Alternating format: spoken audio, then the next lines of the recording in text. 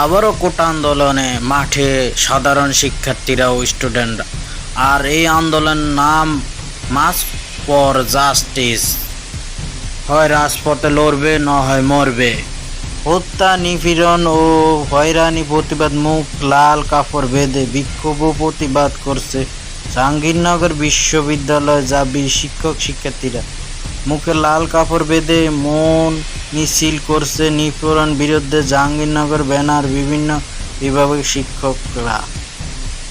একই দিনে কেন্দ্র কর্মসূচির অংশ হিসেবে চোখে মুখে লাল কাপড় বেঁধে শিক্ষকদের সাথে সংহত জানান বৈষম্য বিরোধী ছাত্র আন্দোলন ব্যানার আন্দোলন শিক্ষার্থীরা।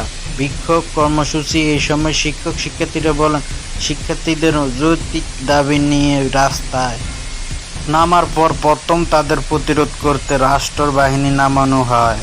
সরকার দলীয় কর্মীরা সাধারণ শিক্ষার্থীদের উপর হামলা চালিয়ে শিক্ষার্থীদের হতাহত করছে। মাথায় লাল কাপড় বেঁধে প্রতিবাদ গড়ে তুলছেন স্টুডেন্ট ও শিক্ষার্থীরা।